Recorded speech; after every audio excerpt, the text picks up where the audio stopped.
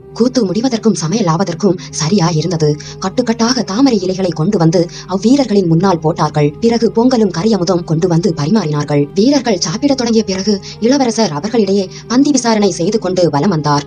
ஆங்காங்கே நின்று அவ்வீரர்களின் உடல் நலத்தை பற்றி விசாரித்தார். அப்படி விசாரிக்கப்பட்டவர்கள் ஆனந்த கடலில் ஆழ்ந்தார்கள். பக்கத்தில் இருந்தவர்கள் அவர்களுடைய அதிர்ஷ்டத்தை பாராட்டினார்கள். ஏற்கனவே சோழ நாட்டு வீரர்களுக்கெல்லாம் அருள்மொழிவர்மரின் மீது மிக்க பற்றுணர்ச்சி இருந்தது. சமீபத்தில் அந்த பற்றுணர்ச்சி பன்மடங்கு பெருகி இருந்தது. தாய்நாட்டிலிருந்து தங்களுக்கு வேண்டிய உணவுப் பொருட்களை தருவிப்பதற்கு இளவரசர் பெரிதும் முயற்சி செய்ததை அவர்கள் அறிந்திருந்தார்கள். அத்துடன் சாதாரண போர் வீரர்களுடனே இளவரசர் சமநிலையில் கலந்து பழகி அவர்களுக்கு உற்சாகத்தை அளித்து வந்தார். இந்த குணாதிசயம் இளவரசரை அவ்வீரர்கள் தங்கள் கண்ணுக்கு கண்ணாக கருதுமாறு செய்திருந்தது. ஆகையால் வீரர்கள் ஆங்காங்கே இளவரசரை நிறுத்த முயன்றார்கள். துணிச்சலை வருவித்துக் கொண்டு அவரை ஏதேனும் கேள்வி கேட்பார்கள். முக்கியமாக அவர்களில் பலரும் கேட்ட கேள்வி புலத்திய நகரத்தின் மீது படையெடுப்பு எப்போது என்பதுதான். இந்த கேள்விக்கு விடையாக இளவரசர் புலத்திய நகரத்தின் மீது படையெடுத்து என்ன பயன், மகிந்தன் ரோகணத்துக்கல்லவா போயிருக்கிறான் என்று சிலருக்கு சொன்னார். கொஞ்சம் பொறுத்திருங்கள், மழைக்காலம் போகட்டும் என்று வேறு சிலரிடம் சொன்னார். யுத்தமின்றி சோம்பி இருப்பதில் சில வீரர்கள் தங்கள் அதிருப்தியை வெளியிட்டுக் கொண்டார்கள். வேறு சிலர் தாங்கள் மாதம் ஒரு முறையாவது இவ்விதம் வந்து எங்களை பார்த்துவிட்டு போனால் பொறுமையா இருக்கிறோம் என்றார்கள். பந்தி விசாரணை முடிந்ததும் இளவரசர் சற்று ஒதுக்குப்புறமாக அவருக்கென அமைந்திருந்த படை வீட்டுக்கு சென்றார். வந்தியத்தேவனையும் ஆழ்வார்க்கடியானையும் அவர் தம்முடன் அழைத்துக் கொண்டு போனார். இந்த வீரர்களின் உற்சாகத்தை பார்த்தீர்கள் அல்லவா? தஞ்சையிலிருந்து மட்டும் தகுந்த ஒத்துழைப்பு கிடைத்திருந்தால் இதற்குள் இந்த இலங்கை தீவு முழுவதும் நம் வசமாயிருக்கும். அருமையான சந்தர்ப்பம் வீணாகி போய்விட்டது. இங்கே மழைக்காலத்தில் யுத்தம் நடத்த முடியாது. இன்னும் 3-4 மாதம் நம் வீரர்கள் சும்மா இருக்க வேண்டியதுதான். இதை கேட்ட திருமலை, இளவரசே, தாங்கள் இதை பற்றி கவலைப்படுவது வியப்பா இருக்கிறது. அங்கேயோ சோழ சாம்ராஜ்யத்துக்கே பேர் அபாயம் நேர்ந்திருக்கிறது. விஜயலாய சோழர் உருவாக்கிய ராஜ்யம் வராந்தகராலும் சுந்தர சோழராலும் பல்கி பெருகிய மகாராஜ்யம் உள் அபாயங்களினால் சின்ன பின்னமாகி போய்விடும் போலிருக்கிறது. ஆமாம், நீங்கள் இருவரும் முக்கியமான செய்தி கொண்டு வந்திருக்கிறீர்கள். நான் என்னுடைய அற்ப கவலையை வெளியிட்டுக் கொண்டிருக்கிறேன். நல்லது, இப்போது நீங்கள் சொல்ல வேண்டியதை எல்லாம் விவரமாக சொல்லுங்கள். முதலில் இவர் ஆரம்பிக்கட்டும் என்று இளவரசர் வந்தியத்தேவனை சுட்டிக்காட்டினார். வந்தியத்தேவன் உடனே தன் கதையை தொடங்கினான். காஞ்சியிலிருந்து தான் புறப்பட்டது முதல் கண்டவை கேட்டவை எல்லாவற்றையும் கூறினான். பல அபாயங்களிலிருந்து தப்புவதற்கு தான் புரிந்த சாகச செயல்களை குறித்து அதிகமாக விவரிக்க விரும்பாதவனை போல் காட்டிக்கொண்டு அதே சமயத்தில் தன் பிரதாபங்களை வெளியிட்டான். கடைசியில், ஐயா, தங்கள் அருமை தந்தையாரை சிறையில் வைத்திருப்பது போல் வைத்திருக்கிறார்கள். நெருங்கிய பந்தங்களும் பெருந்தர அதிகாரிகளும் சிற்றரசர்களும் சேர்ந்து பயங்கரமான சதி செய்கிறார்கள். இதனாலெல்லாம் தங்கள் சகோதரி இளைய பிராட்டி பெரும் கவலையில் ஆழ்ந்திருக்கிறார். ஆகையால் தாங்கள் உடனே புறப்பட்டு என்னுடன் பழையாறைக்கு வர வேண்டும். ஒரு கணமும் தாமதிக்க கூடாது என்று முடித்தான். பிறகு ஆழ்வார்க்கடியான் தனது வரலாற்றை கூறினான். வந்தியத்தேவன் கூறியவற்றையெல்லாம் அவனும் ஆமோதித்தான். அத்துடன் திருப்புறம்பயம் பள்ளிப்படை அருகில் நள்ளிரவில் நடந்த கொலைக்காரர்களின் சதியை பற்றியும் கூறினான். சோழ நாட்டு நிலைமை இவ்வளவு அபாயகரமாய் இருப்பதால் தற்சமயம் இளவரசர் அங்கு வராமல் இருப்பதே நல்லது என்று முதன் மந்திரி சொல்லி அனுப்பிய செய்தியை மறுபடியும் வற்புறுத்தி கூறினான். தாங்கள் சோழ நாட்டுக்கு தற்சமயம் வராமல் இருப்பது மட்டுமல்ல, இங்கேயும் படையெடுப்பை மேலும் விவரித்துக் கொண்டு போக வேண்டாம் என்று முதன் மந்திரி கேட்டுக்கொள்கிறார். படைகளை எல்லாம் திரட்டி வட இலங்கையில் சேர்த்து வைக்க வேண்டும் என்றும் கேட்டுக்கொள்கிறார். சதிகாரர்கள் சீக்கிரம் வெளிப்பட்டு வந்து தங்கள் உண்மை சொரூபத்தை காட்டுவார்கள். அச்சமயம் இப்போது இலங்கையில் உள்ள படை மிக்க உபயோகமாயிருக்கும் என்று முதன் மந்திரி அபிப்பிராயப்படுகிறார். பாண்டிய நாட்டில் தற்சமயம் உள்ள கைகோளார் படை, வன்னியர் படை, வேளார் படை மூன்றும் இளவரசருக்காக உடல் பொருள் ஆவியை அர்ப்பணம் செய்ய காத்திருக்கின்றன. இதையும் தங்களுக்கு தெரிவிக்கும்படி முதல் மந்திரி எனக்கு கட்டளையிட்டார். திருமலை, உன் குருநாதர் என்ன நினைத்து கொண்டிருக்கிறார்? பாடலிபுத்திர சாணக்கியரை போல் இவர் அன்பில் சாணக்கியர் என்று தன்னை எண்ணிக்கொண்டிருக்கிறாரா? என் உற்றார் உறவினரோடு நான் சண்டை போட வேண்டும் என்கிறாரா என்று இளவரசர் ஆத்திரமாய் கேட்டார். இல்லை ஐயா, அனிருத்தர் அவ்விதம் சொல்லவில்லை. ஆனால் சக்கரவர்த்திக்கு விரோதமாக சதி செய்கிறவர்களை, சாம்ராஜ்யத்துக்கு துரோகம் செய்ய முயற்சி தொடங்கி இருக்கிறவர்களை சமயம் பார்த்து தண்டிக்க வேண்டும் என்கிறார். அதற்கு உதவி புரிவது தங்கள் கடமை அல்லவா? திருமலை, அதற்கு நான் எப்படி அதிகாரியாவேன்? சதி நடப்பது உண்மையானால் அதற்கு தக்க நடவடிக்கை எடுக்க வேண்டியது சக்கரவர்த்தி அல்லவா? என் தந்தையின் கட்டளையின்றி நான் எப்படி காரியத்தில் இறங்க முடியும்? வந்தியத்தேவன் இப்போது குறுக்கிட்டு, இளவரசே, தங்கள் தந்தை இப்போது முழு சுதந்திரத்தோடு இல்லை. பழுவேட்டரையர்கள் அவரை சிறை வைத்திருப்பது போல் வைத்திருக்கிறார்கள். யாரும் நெருங்க முடியாதபடி அரண்மனைக்குள்ளே வைத்திருக்கிறார்கள். தங்கள் தமையனாரோ தஞ்சைக்கு வருவதில்லை என்று விரதம் கொண்டிருக்கிறார். இந்த நிலைமையில் சாம்ராஜ்யத்தை பாதுகாப்பது தங்கள் பொறுப்பல்லவா? உடனே பழையாறைக்கு வர வேண்டியது தங்கள் கடமை அல்லவா? இளவரசர் பழையாறைக்கு வர வேண்டிய அவசியம் என்ன?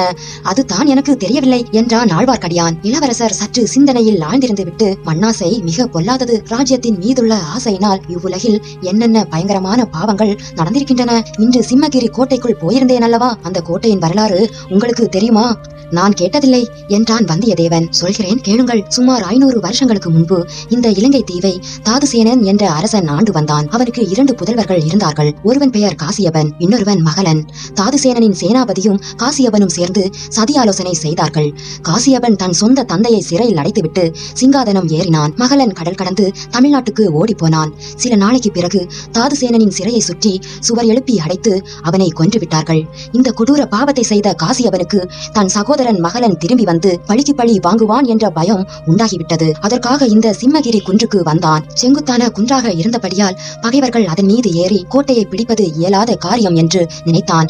இம்மாதிரி 18 வருஷம் ஒளிந்து வாழ்ந்திருந்தான். கடைசியில் ஒரு நாள் மகளன் தன் உதவிக்கு பாண்டியராஜாவின் படையை அழைத்துக் கொண்டு வந்து சேர்ந்தான். சிம்மகிரி கோட்டையை அணுகினான். அச்சமயத்தில் காசியபனின் புத்தி பேதலித்து விட்டது. அத்தனை வருஷம் கோட்டையில் ஒளிந்திருந்தவன் அசட்டு தைரியத்துடன் வெளிவந்து போராடி இறந்தான். அப்பேற்பட்ட பாதகன் தந்தையை கொன்ற பாவி கட்டிய கோட்டையில் சில அற்புதமான வர்ண சித்திரங்கள் இருக்கின்றன. இன்று சீன யாத்திரைகளுடன் போயிருந்த போது பார்த்தேன். அடடா, அந்த சித்திரங்களின் அழகை என்னவென்று சொல்வது? பல 100 வருஷங்களுக்கு முன்பு எழுதியவை. ஆனால் இன்றைக்கும் சிறிதும் வர்ணம் மங்காமல் புத்தம் புதிய சித்திரங்கள் போல் இருக்கின்றன. ஐயா, நான் ஒரு கேள்வி கேட்கலாமா என்றான் ஆழ்வார்க்கடியான். தயக்கம் ஏன்? தாராளமாய் கேட்கலாம் இளவரசே. சிம்மகிரி கோட்டை இன்னும் பகைவர் படைகளின் வசத்திலே தானே இருக்கிறது. ஆமாம், அதை கைப்பற்றும் முயற்சியை இப்போது தொடங்கும் உத்தேசம் எனக்கு இல்லை. அதனால் வீணான உயிர் சேதம் ஏற்படும். அதை பற்றி நான் கேட்கவில்லை இளவரசே. பகைவர் கோட்டைக்குள் தாங்கள் சென்றது சரியா என்று கேட்டேன். சீன யாத்திரிகளுக்கு யானை பாகனாக தாங்கள் போக வேண்டிய அவசியம் என்ன நேர்ந்தது?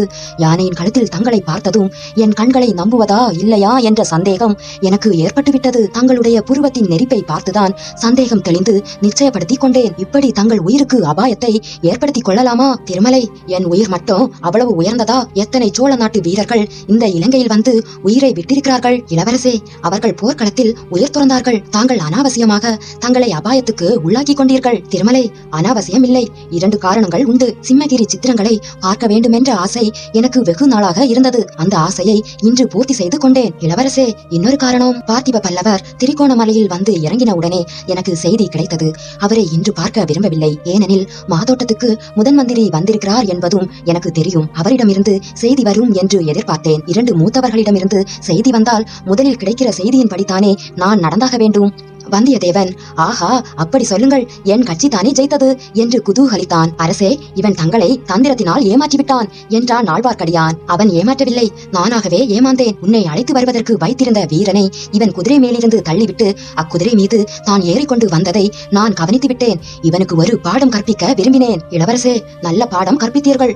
ஒவ்வொரு பாடமும் ஒரு படி நிறையிருக்கும். இப்போது நினைத்தாலும் என் முதுகு மார்பும் வலிக்கின்றன. ஓலை கொண்டு வந்த தூதனை இப்படித்தானா நடத்துவது? போனால் போகட்டும். தாங்கள் மட்டும் என்னுடன் பழையாறைக்கு வருவதா இருந்தால் நல்லது. திருமலை, எனக்கு ஒரு பழைய பாடல் ஞாபகம் வருகிறது. என் முன்னோர்களில் பெருங்கிள்ளி வளவன் என்று ஒரு மன்னர் இருந்தார். அவரிடம் ஓர் அதிசயமான யானை இருந்தது. அதன் ஒரு கால் காஞ்சியில் இருக்கும், இன்னொரு காலினால் தஞ்சையை மிதிக்கும், மற்றொரு கால் இந்த ஈழ நாட்டை மிதிக்கும், 4வது கால் உறையூரில் ஊன்றி நிலைத்திருக்கும் என்று அற்புதமான கற்பனையுடன் ஒரு புலவர் பாடியிருக்கிறார். இந்த இலங்கையில் மந்தை மந்தையாக 1000 யானைகள் இருக்கின்றன. இருந்து என்ன பயன்? புலவருடைய கற்பனை யானையை போல் ஒரு யானை இருந்தால் நானும் ஒரே சமயத்தில் காஞ்சியிலும் பழையாறையிலும் மதுரையிலும் இலங்கையிலும் இருக்கலாம் அல்லவா?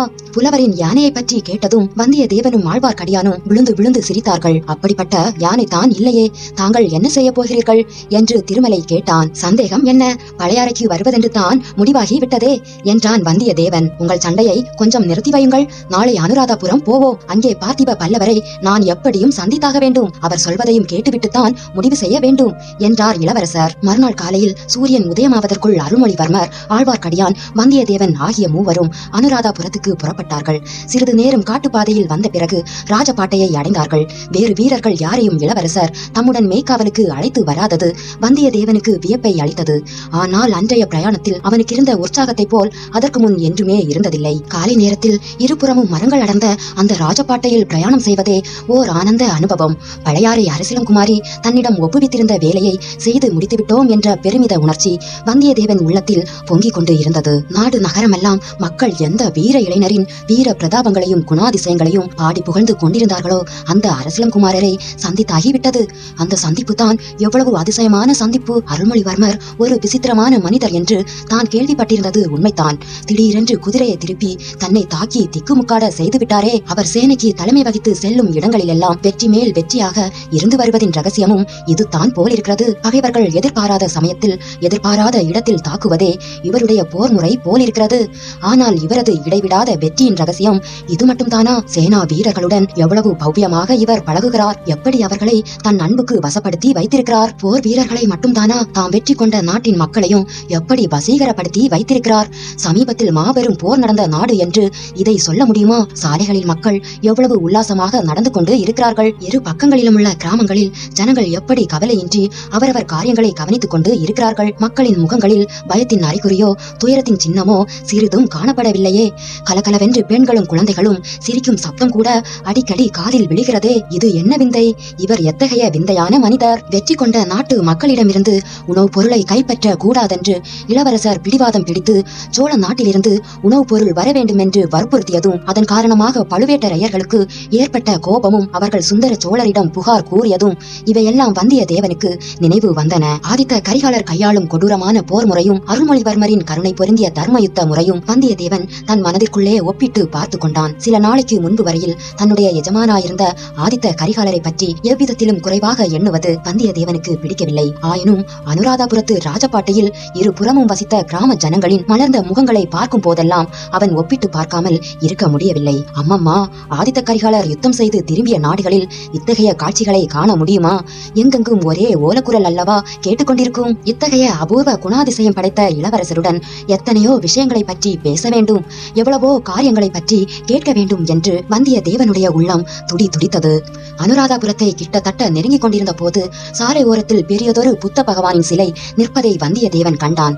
இம்மாதிரி சிலைகள் இலங்கையில் பல பல இடங்களில் இருந்தபடியால் அதை பற்றி வந்தியத்தேவன் அதிக கவனம் செலுத்தவில்லை. ஆனால் பொன்னியின் செல்வர் அச்சிலையின் அருகில் குதிரையை சடார் என்று இழுத்து பிடித்து நிறுத்தியதும் இவனும் நிற்க வேண்டியதாயிற்று. சற்று முன்னாலேயே போய்க் கொண்டிருந்த ஆழ்வார்க்கடியானும் குதிரையை நிறுத்தி இவர்கள் பக்கம் திரும்பினான். பொன்னியின் செல்வர் சற்று நேரம் அந்த புத்த பகவானுடைய கம்பீரமான சிலையை கவனமாக உற்று பார்த்து கொண்டிருந்தார். அடடா, என்ன அற்புத கலை! எனக்கு ஒரு அற்புதமும் தெரியவில்லை. இந்த நாட்டில் எங்கே பார்த்தாலும் இத்தகைய பிரமாண்டமான புத்தர் சிலைகளை வைத்திருக்கிறார்கள், எதற்காகவோ தெரியவில்லை என்றான் வந்தியத்தேவன். இளவரசர் வந்தியத்தேவனை பார்த்து புன்னகை செய்தார். மனதில் உள்ளபடி பேசுகிறீர், அதில் எனக்கு மகிழ்ச்சி. இளவரசே, வல்லவரையர் இன்றைக்குத்தான் உண்மை பேசுவதென்ற வழக்கத்தை கை கொண்டிருக்கிறார் என்றார் திருமலை. வைஷ்ணவரே, வீரநாராயணபுரத்தில் உம்மை பார்த்தது முதல் என் நாவில் கற்பனா சக்தி தாண்டவமாடி வந்தது. இளவரசரை பார்த்ததிலிருந்து உண்மை பேசும் வழக்கம் வந்துவிட்டது என்றான் வந்தியத்தேவன். அவர்களுடைய சொற்போரை இளவரசர் கவனிக்கவில்லை. சிலையின் தோற்றத்தில் ஆழ்ந்திருந்தார். உலகத்திலேயே சிற்பக்கலையின் அற்புதம் முழுமையாக விளங்கும் வடிவங்கள் இரண்டு தான், ஒன்று நடராஜர், இன்னொன்று புத்தர் என்றார் இளவரசர். இளவரசே, ஆனால் நடராஜ வடிவங்களை இம்மாதிரி பிரமாண்ட வடிவங்களாக நம் நாட்டில் செய்வதில்லையே. இலங்கையின் முற்காலத்தில் இருந்த மன்னர்களில் சிலர் மகா வீரர்கள். அவர்கள் ஆண்ட ராஜ்யம் சிறியது, ஆனால் அவர்களுடைய இருதயம் பெரியது. அவர்களுடைய பக்தி மிக பெரியது. புத்த சமயத்தில் அவர்களுடைய பக்தியை பெரிய பெரிய சிலைகளாக அமைத்து காட்டினார்கள். இந்த நாட்டிலுள்ள புத்தர் சிலைகளையும் விகாரங்களையும் பார்த்துவிட்டு நம் சோழ நாட்டிலுள்ள சின்னஞ்சிறு சிவன் கோவில்களை நினைத்தால் எனக்கு அவமானமா இருக்கிறது என்றார் பொன்னியின் செல்வர். இவ்விதம் சொல்லிவிட்டு குதிரையிலிருந்து இறங்கிய இளவரசர் புத்தர் சிலையின் அருகில் சென்றார். சிலையின் பத்ம பாதங்களையும் அந்த பாதங்களை அலங்கரித்த தாமரை மொட்டுகளையும் சிறிது நேரம் கவனமாக பார்த்தார். பின்னர் புத்தர் சிலையின் பாதங்களை தொட்டு கும்பிட்டு விட்டு திரும்பி வந்து பழையபடி குதிரையின் மீது ஏறினார். குதிரைகள் சற்று மெதுவாகவே சென்றன. இளவரசர் புத்த மதத்தில் சேர்ந்து விடுவார் போலிருக்கிறதே என்று வந்தியத்தேவன் திருமலையிடம் சொன்னது இளவரசர் காதில் விழுந்தது. அவர்கள் இருவரையும் பொன்னியின் செல்வர் பார்த்து, புத்த பகவானிடம் என்னுடைய பக்தி உண்மையானது. அந்த புத்தர் சிலையின் பத்ம பாதங்கள் எனக்கு ஒரு முக்கியமான செய்தியை அறிவித்தன. ஆஹா, எங்கள் காதில் ஒன்றும் விழவில்லையே. மௌன பாஷையில் அச்செய்தி எனக்கு கிடைத்தது. அது என்ன செய்தி? எங்களுக்கு தெரியலாமா? இன்றிரவு 12 மணிக்கு அனுராதபுரத்தில் சிம்மத்தாரை தாடகத்துக்கு அருகில் நான் வர வேண்டும் என்று பகவானுடைய பாத மலர்கள் எனக்கு அறிவித்தன என்றார் பொன்னியின் செல்வர். சூரியன் மறையும் சமயத்தில் அவர்கள் அனுராதபுரத்தை அணுகினார்கள். இலங்கை தீவின் தலைநகரத்தை சற்று தூரத்திலிருந்து பார்த்த போதே வந்தியத்தேவன் அதிசய கடலில் மூழ்கி பேசும் சக்தியை இழந்தான். அனுராதபுரத்தை பற்றி அவன் பலர் சொல்ல கேள்விப்பட்டதுண்டு. அந்நகரை பற்றி அவர்கள் செய்த வர்ணனைகளில் இருந்து அதன் தோற்றம் இப்படி இருக்கும் என்று அவன் கற்பனை செய்து பார்த்ததும் உண்டு. ஆனால் வந்தியத்தேவனுடைய கற்பனைகளை எல்லாம் அந்த மாநகரம் மிஞ்சியிருந்தது. அம்மம்மா, இதன் மதில் சுவர் தான் எத்தனை பெரியது! எப்படி இருபுறமும் நீண்டு கொண்டே செல்கிறது! எந்த இடத்திலேயே அச்சுவர் வளைந்து திரும்புகிறது என்று தெரிந்து கொள்ளவும் முடியவில்லையே. மதில் சுவருக்கு உள்ளே எத்தனை எத்தனை கோபுரங்களும் சிலைகளும் தலை தூக்கி கம்பீரமாக நிற்கின்றன. மதில் சுவரும் அதன் பிரதான வாசலும் நெருங்க நெருங்க நகரை நோக்கி செல்வோரின் கூட்டம் அதிகமாகி வந்தது. தமிழர்களும் சிங்களவர்களும் விஷுக்களும் இல்லறத்தாரும் ஆண்களும் பெண்களும் சிறுவர் சிறுமிகளும் பெரும் கூட்டமாக சென்றார்கள். எல்லோரும் தேர் திருவிழாவுக்கு செல்கிறவர்களைப் போல் குதூகலமாக சென்றார்கள். சிலர் இம்மூவரை கவனிக்கவும் சுட்டிக்காட்டவும் தொடங்கினார்கள். இதை கண்டதும் பொன்னியின் செல்வர் மற்ற இருவருக்கும் சைகை செய்துவிட்டு ராஜபாட்டையிலிருந்து விலகி குறுக்கு வழியில் சென்றார். மரங்களால் மறைக்கப்பட்டிருந்த ஒரு சிறிய குன்றத்தின் அடிவாரத்தில் குதிரையை நிறுத்தினார். பின் தொடர்ந்து வந்த இருவரையும் பார்த்து, குதிரைகள் வெகு தூரம் வந்திருக்கின்றன, சற்று நேரம் இளைப்பாறட்டும், நன்றாக இருட்டிய பிறகு நகருக்குள் போவோம். குதிரையிலிருந்து மூவரும் இறங்கி ஒரு கற்பாறை மீது உட்கார்ந்தார்கள். இவ்வளவு கூட்டமாக ஜனங்கள் போகிறார்களே, இன்றைக்கு இந்த நகரத்தில் ஏதாவது விழா உண்டா என்று வந்தியத்தேவன் கேட்டான். இந்த நாட்டில் நடக்கும் எல்லா திருவிழாக்களிலும் பெரிய திருவிழா இன்றைக்குத்தான் என்றார் இளவரசர். ஈழ நாட்டில் ஏதோ யுத்தம் நடக்கிறது என்று கேள்விப்பட்டேன். இங்கே வந்து பார்த்தால் ஒரே உற்சாகமா இருக்கிறதே என்றான் வந்தியத்தேவன். பழையாறையில் கிருஷ்ண ஜெயந்தி விழா நடந்தது என்று நீர் சொல்லவில்லையா என்றார் இளவரசர். ஆமாம், ஆனால் பழையாறை சோழ நாட்டில் இருக்கிறது, அனுராதபுரம் ஈழ நாட்டில் இருக்கிறது. அதனால் என்ன? சோழ நாட்டிலும் சுந்தர சோழர் சக்கரவர்த்தியின் ஆட்சிதான், ஈழ நாட்டிலும் அவருடைய செங்கோல் ஆட்சிதான். இளவரசே, ஆனால் இந்த நாட்டில் இன்னும் பகைவர்கள் இருக்கிறார்களாமே. பகைவர்கள் எங்கேயோ இருக்கிறார்கள், அதற்கு இங்குள்ள ஜனங்கள் என்ன செய்வார்கள்? போர்க்களத்தில் போர் நடக்க வேண்டியதுதான், ஊர்புறத்தில் விழா நடக்க வேண்டியதுதான். திருமலை, நீ என்ன சொல்கிறாய் என்றார் இளவரசர். இங்கே வெளிப்பகைவர்கள் இருந்தால் அங்கே உள்பகைவர்கள் இருக்கிறார்கள். வெளிப்பகைவர்களை காட்டிலும் உள்பகைவர்களே அபாயமானவர்கள். ஆகையால் இளவரசர் இந்த நாட்டிலேயே விழாவும் யுத்தமும் நடத்தி கொண்டிருப்பது நல்லது என்று அடியேன் சொல்கிறேன் என்றான் ஆழ்வார்க்கடியான். அழகாய்த்தான் இருக்கிறது. வெளிப்பகைவர்களை விட உள்பகைவர்களே அபாயமானவர்கள் என்றால் அங்கே தானே நம் இளவரசர் இருக்க வேண்டும். அபாயம் அதிகமுள்ள இடமே வீரர்கள் இருக்க வேண்டிய இடம் அல்லவா என்றான் வந்தியத்தேவன். தம்பி, வீரம் என்றால் அசட்டுத்தனமாக சதிகாரர்களிடமும் கொலைக்காரர்களிடமும் போய் அகப்பட்டுக் கொள்ள வேண்டும் என்று அர்த்தமா? வீராதி வீரனாகிய நீ அங்கே போய் அகப்பட்டு கொள்வது தானே. எதற்காக தப்பி ஓடி வந்தாய் என்றான் திருமலை. போதும் போதும், நீங்கள் ஒரு யுத்தம் இங்கே ஆரம்பித்து விட வேண்டாம் என்று அருள்மொழிவர்மர் சமாதானம் செய்தார். இருட்டிய பிறகு 3 பேரும் அந்நகருக்குள் சென்றார்கள். அன்று யாத்திரிகள் யாரையுமே கோட்டை வாசலில் தடுத்து நிறுத்தவில்லை. எல்லோரையும் தங்கு தடையின்றி விட்டுக் கொண்டிருந்தார்கள். காவலர்கள் சும்மா நின்று பார்த்து கொண்டிருந்தார்கள். கூட்டத்தோடு கூட்டமாக மூவரும் நகருக்குள் சென்றார்கள். அனுராதபுரத்தின் வீதிகளில் ஜனக்கூட்டம் அளவில்லாமல் இருந்தது. சாது சாது என்ற கோஷம் வானை அளாவியது. ஆங்காங்கு பல மாட மாளிகைகள் இடிந்து கிடப்பதை வந்தியத்தேவன் கண்டான். இடிந்து போன பல கட்டிடங்கள் புதுப்பிக்கப்பட்டிருப்பதையும் பார்த்தான். புதுப்பிக்கும் திருப்பணி இளவரசர் கட்டளையின் மீது தான் நடந்திருக்க வேண்டும் என்று தீர்மானித்துக் கொண்டான். இப்படியெல்லாம் இவர் செய்து வருவதின் நோக்கம்தான் என்ன? ஜெயிக்கப்பட்ட நாட்டின் மக்களுக்கு இவர் ஏன் இவ்வளவு சலுகை காட்டுகிறார்? 1000 ஆண்டுகளாக தமிழகத்துடன் அடிக்கடி சண்டை போட்டு வருகிறார்கள் இந்த சிங்கள அரசர்கள். இத்தகைய நெடுங்கால பகைவர்களின் தலைநகரத்தை அழித்து கொளுத்தி தரைமட்டமாக்குவதற்கு மாறாக இடிந்து போன கட்டிடங்களை புதுப்பித்து திருவிழாக்கள் நடத்த இவர் அனுமதித்து வருகிறாரே, இது என்ன அதிசயம்? இதில் ஏதோ மர்மம் இருக்கத்தான் வேண்டும். அது என்னவா இருக்கும்? வந்தியத்தேவனுடைய உள்ளத்தில் ஒரு விந்தையான எண்ணம் உதித்தது. ஆமாம், அப்படித்தான் இருக்க வேண்டும். சோழ நாட்டில் இவருக்கு உரிமை எதுவும் இல்லை. பட்டத்து இளவரசர் ஆதித்த கரிகாலர் இருக்கிறார். அவருடன் போட்டியிட மதுராந்தக தேவர் இருக்கிறார். ஆகையால் இந்த இலங்கை தீவில் இவர் ஒரு தனி ராஜ்யத்தை உருவாக்கி சுதந்திர மன்னராக விரும்புகிறார் போலிருக்கிறது. யார் கண்டது? இவருடைய விருப்பம் நிறைவேறினாலும் நிறைவேறலாம். குழந்தை ஜோதிடர் சொன்னார் அல்லவா, அருள்மொழிவர்மர் துருவ நட்சத்திரம் போன்றவர், அவரை நம்பினவர்களுக்கு ஒரு குறையும் இல்லை என்று. அத்தகைய வீரரிடம் தான் வந்து சேர்ந்து விட்டதை நினைத்து வந்தியத்தேவனுடைய உள்ளம் மகிழ்ச்சியால் பூரித்தது. வெளிப்புறங்கள் இடிந்து இருளடைந்திருந்த ஒரு பழைய மாளிகையின் வாசலில் அவர்கள் நின்றார்கள். குதிரைகளின் மீதிருந்து இறங்கினார்கள். அந்த இடம் முக்கியமான வீதிகளிலிருந்து சற்று ஒதுக்குப்புறமாக இருந்தது. ஆகையால் அங்கே ஜனக்கூட்டம் இல்லை. இளவரசர் 3 தடவை கையை தட்டினார். அந்த மாளிகையின் ஒரு பக்கத்தில் கதவு திறந்து வழி உண்டாகியது. ஆட்கள் யாருமே இருந்ததாக தெரியவில்லை. இளவரசர் இருட்டிலேயே நுழைந்து மேலே சென்றார். வந்தியத்தேவன் பின்னால் திரும்பி குதிரைகளின் கதி என்னவென்று ஆவலுடன் பார்த்தான். இளவரசர், குதிரைகளுக்கு வழி தெரியும் என்று கூறி வந்தியத்தேவனை கையை பிடித்து இழுத்து சென்றார். சற்று தூரம் இருளிலேயே நடந்தார்கள். பிறகு லேசாக வெளிச்சம் தெரிந்தது. பின்னர் பிரகாசமான ஒளி தென்பட்டது. அது ஒரு பழைய காலத்து அரண்மனையின் உட்புறம் என்று வந்தியத்தேவன் கண்டான். இங்கே கொஞ்சம் ஜாக்கிரதையாகவே இருக்க வேண்டும். மகாசேன சக்கரவர்த்தியின் அந்தப்புறம் இது. திடீரென்று சக்கரவர்த்தி விஜயம் செய்து நம்மை துரத்த பார்த்தாலும் பார்ப்பார் என்றார் இளவரசர். மகாசேனர் என்பவர் யார் என்று வந்தியத்தேவன் கேட்டான். மகாசேனர் 600 ஆண்டுகளுக்கு முன்னால் இந்த இலங்கை ராஜ்யத்தை ஆண்ட சக்கரவர்த்தி. அவர் பொது ஜனங்களுக்கு பல நன்மைகளை செய்தார். ஆகையால் அவருடைய ஆவி இந்த நகரத்தில் இன்னமும் உலாவி கொண்டிருப்பதாக ஜனங்கள் நினைக்கிறார்கள். அவருடைய ஆவியானது துணி இல்லாமல் குளிரில் கஷ்டப்பட போகிறதே என்று மரக்கிளைகளில் துணிகளை கட்டி தொங்க விடுகிறார்கள். இந்த அரண்மனையிலும் அவருக்கு பிறகு யாரும் வசிப்பதில்லை. வெறுமனை தான் விட்டு வைத்திருக்கிறார்கள் என்றார் இளவரசர். இளவரசருக்கும் அவருடைய தங்களுடன் வந்தவர்களுக்கும் பணிவிடை செய்ய அங்கு ஏவலாளர் இருந்தார்கள். குளித்து உணவருந்திய பிறகு மூவரும் அந்த அரண்மனையின் உச்சி மாடத்துக்கு சென்றார்கள். அவர்கள் இருந்த இடத்திலிருந்து சுற்றுப்புறமெங்கும் பார்க்கலாம். ஆனால் அவர்களை கீழே உள்ளவர்கள் பார்க்க முடியாது. அப்படிப்பட்ட இடத்தில் போய் அமர்ந்தார்கள். ஐயா, 12 மணிக்கு எங்கேயோ வரும்படி புத்தர் சிலை செய்தி சொன்னதாக கூறினீர்களே என்று வந்தியத்தேவன் கேட்டான். இன்னும் நேரம் இருக்கிறது. சந்திரன் இப்போது தானே உதயமாகி இருக்கிறான். அதோ அந்த தாகபாவின் உச்சிக்கு நேரே சந்திரன் வந்ததும் புறப்பட்டு விடுவோம் என்றார் இளவரசர். அவர் சுட்டிக்காட்டிய இடத்தில் ஒரு பெரிய குன்று போன்ற தாகப்பா நின்றது. புத்தர் பெருமானுடைய திருமேனியின் துகளை அடியில் வைத்து எழுப்பிய தாதலால் அவை தாது கற்பம் என்று அழைக்கப்பட்டன. தாது கற்பம் எனும் பெயர்தான் பின்னர் தாகப்பா என்று ஆனது. எதற்காக இவ்வளவு பெரிய கட்டிடங்களை கட்டினார்கள் என்று வந்தியத்தேவன் கேட்டான். முதலில் புத்தர் எவ்வளவு பெரியவர் என்பதை ஜனங்களுக்கு உணர்த்துவதற்காக இவ்வளவு பெரிய சின்னங்களை கட்டினார்கள். பின்னால் வந்த அரசர்களோ தாங்கள் எவ்வளவு பெரியவர்கள் என்பதை காட்டுவதற்காக முன்னால் கட்டியிருந்த கட்டிடங்களை காட்டிலும் பெரிதாக கட்டினார்கள் என்றார் இளவரசர். சிறிது நேரத்துக்கெல்லாம் கடலின் கொந்தளிப்பை போன்ற பேர் இரைச்சல் ஒன்று கேட்டது.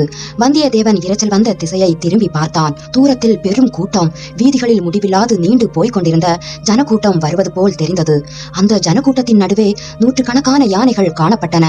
ஆயிரம் தீவர்த்திகள் ஒளி வீசின. ஜனங்களோ லட்சக்கணக்கில் இருந்தார்கள். இது என்ன, பகைவர்களின் படையெடுப்பை போல் அல்லவா இருக்கிறது என்றான் வந்தியத்தேவன். இல்லை, இதுதான் இந்த இலங்கை நாட்டிலேயே மிக பெரிய பெரகரா திருவிழா என்றார் இளவரசர். ஊர்வலம் நெருங்கி வர வர வந்தியத்தேவனுடைய வியப்பு அதிகமாகி கொண்டிருந்தது. அந்த மாதிரி காட்சியை அவன் தன் வாழ்நாளில் பார்த்ததில்லை. முதலில் சுமார் 30 யானைகள் அணிவகுத்து வந்தன. அவற்றில் நடுநாயகமாக வந்த யானை எல்லாவற்றிலும் கம்பீரமாக இருந்ததுடன் அலங்காரத்திலும் சிறந்து விளங்கியது.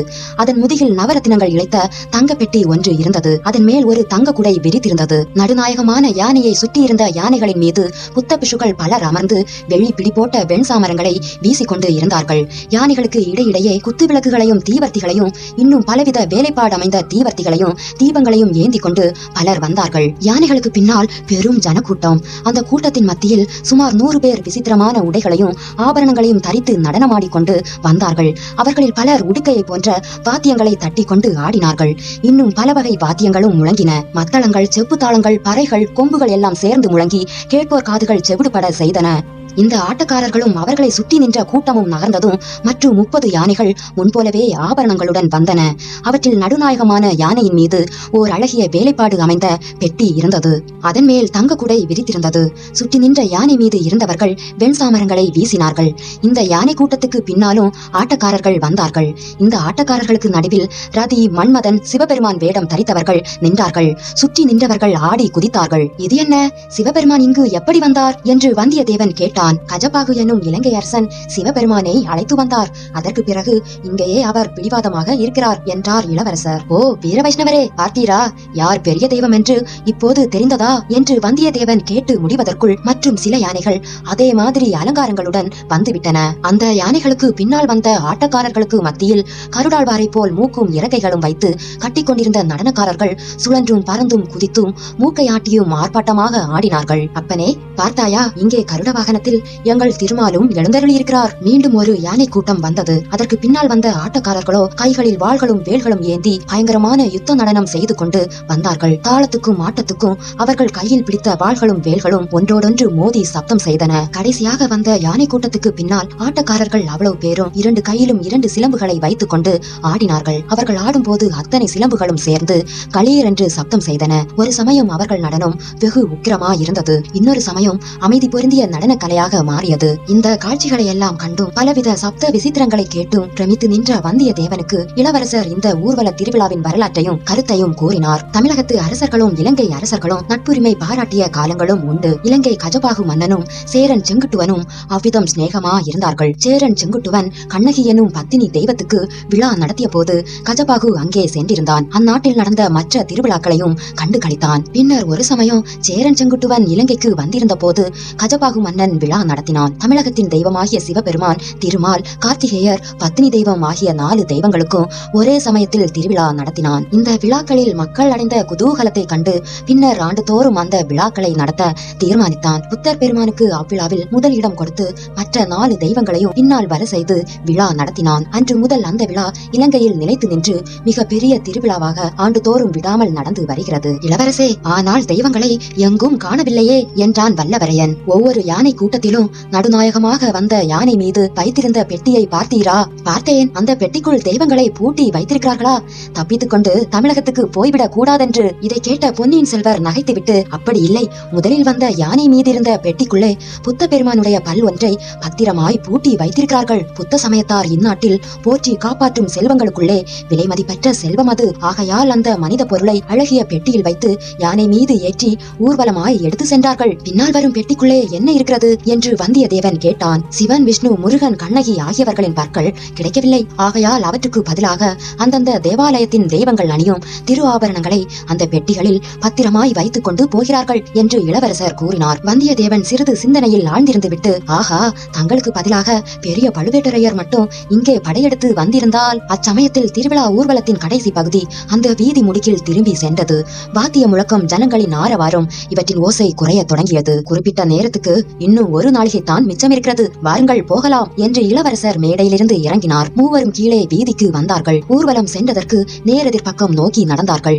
நகர மக்கள் அனைவரும் பிரகராத் திருவிழாவில் ஈடுபட்டிருந்தபடியால் இவர்கள் போன வீதிகளில் ஜன நடமாட்டமே இல்லை. சிறிது நேரத்துக்கெல்லாம் ஏரியின் கரைக்கு வந்து சேர்ந்தார்கள். ஏரியில் தண்ணீர் ததும்பி கரையில் அலைமோதி கொண்டிருந்தது. ஏரிக்கரையிலிருந்து கீழே இறங்கி சென்றார்கள். அவ்விடத்தில் செண்பக மலர்களின் நறுமணம் பரவி இருந்தது. இன்னும் பல வகை புஷ்ப செடிகளில் வெள்ளை மலர்கள் கொத்து கொத்தாக பூத்து திகழ்ந்தன. ஆங்காங்கே சிறிய சிறிய குன்றுகளும் படித்துறை குளங்களும் காணப்பட்டன. குளம் ஒன்றின் மேலே அமைந்திருந்த துவாரத்திலிருந்து நீர் அருவி பொழிந்து கொண்டிருந்தது. அந்த குளக்கரை அருகில் நெருங்கி சென்று மூவரும் நின்றார்கள். இதெல்லாம் சரிதான், ஆனால் இங்கு எதற்காக யார் இளவரசரை வர செய்திருக்கிறார்கள்? இதில் என்னென்ன அபாயங்கள் நேரிடுமோ தெரியவில்லையே. ஆயுதம் ஒன்றும் கொண்டு வர கூடாதென்று இளவரசர் தடுத்ததின் கருத்து என்ன? ஒருவேளை இங்கு ஏதேனும் காதல் நிகழ்ச்சி நடைபெற போகிறதோ? இந்த நினைவு வந்ததும் வந்தியத்தேவனுடைய உள்ளம் கொந்தளித்தது. அவனுடைய மனம் பழைய அறைக்கு பாய்ந்து சென்றது. இளைய பிராட்டியும் வானதி தேவியும் அவன் மனக்கண் முன் வந்தார்கள். இளவரசரின் வாயை பிடுங்கி பார்க்கலாம் என்று வந்தியத்தேவன் எண்ணினான். ஐயா, இந்த இடத்தை பார்த்தால் பழைய காலத்து அரண்மனை நந்தவனம் மாதிரி அல்லவா தோன்றுகிறது? ஆம், இது அரண்மனை நந்தவனம் இருந்த இடம்தான். 1000 ஆண்டுகளுக்கு முன்னால் இந்த நந்தவனத்தை ஒட்டி துஷ்டகமனுவின் அரண்மனை இருந்தது. அதோ பார், இன்னமும் அந்த அரண்மனையில் சில பகுதிகள் அழியாமல் இருக்கின்றன. வந்தியத்தேவன் அங்கே சற்று தூரத்தில் தெரிந்த பழைய அரண்மனை மாடங்களை பார்த்துவிட்டு, அந்த கட்டிடங்கள் அரண்மனை அந்தப்புறமா இருந்திருக்கலாம். இந்த குளத்தில் அரசிலம் குமாரிகள் இறங்கி ஜலத்தில் விளையாடி மகிழ்ந்திருப்பார்கள். இந்த நந்தவனத்திலே நடந்த அதிசயமான சம்பவம் வேறு ஒன்று உண்டு. 1000 வருஷத்துக்கு முன்னால் நடந்தது. துஷ்டகமனு மன்னனின் புதல்வன் சாலி என்பவன் இங்கே ஒரு நாள் உலாவிக் கொண்டு இருந்தான். ஒரு பெண் இந்த குளத்தில் தண்ணீர் கொண்டு புஷ்ப செடிகளுக்கு ஊற்றி கொண்டிருப்பதை கண்டான். அந்த பெண்ணிடம் காதல் கொண்டான். அவள் ஒரு சண்டாள பெண் என்றும் அவள் பெயர் அசோக மாலா என்றும் அறிந்தான். சண்டாள பெண்ணா இருந்தாலும் அவளையே மணந்து கொள்வேன் என்று பிடிவாதம் பிடித்தான். அப்படியானால் நீ சிம்மாசனம் ஏற முடியாது என்று தந்தை கூறினார். சிம்மாசனம் வேண்டாம், எனக்கு அசோக மாலா தான் வேண்டும் என்று லாலிபாகனன் பிடிவாதமாக கூறிவிட்டான். இந்த உலகத்தில் இன்னொரு ராஜகுமாரனால் இப்படி கூற முடியும் என்று தோன்றுகிறதா? இவ்வாறு பொன்னியின் செல்வர் கூறிய போது கோடிக்கரை கடலில் படகு செலுத்திய சமுத்திர குமாரியின் நினைவு வந்தியத்தேவனுக்கு வந்தது. ஆஹா, ஒருவேளை இவரும் அந்த பெண்ணை நினைத்து கொண்டுதான் இந்த கதையை சொல்கிறாரா என்ன? பூங்குழலியின் பேச்சை எப்படி எடுக்கலாம் என்று வந்தியத்தேவன் எண்ணிக்கொண்டிருந்த போது அங்கே ஓர் அதிசயம் நிகழ்ந்தது. சிங்கத்தாரை குளத்தின் பின்புற சுவரில் உள்பக்கம் குழிவாக அமைந்து அதற்குள்ளே இருவர் அமரும்படியான ஒரு கல்லாசனம் இருந்தது. அப்படி அமைந்திருந்த அறையின் ஓர் ஓரத்தில் திடீரென்று விளக்கு வெளிச்சம் காணப்பட்டது.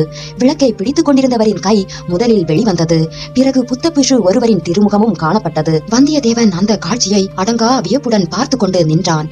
மேலே என்ன நடக்கப் போகிறது என்று தெரிந்து கொள்ளும் ஆர்வத்தினால் அவன் மூச்சும் சிறிது நேரம் நின்றிருந்தது.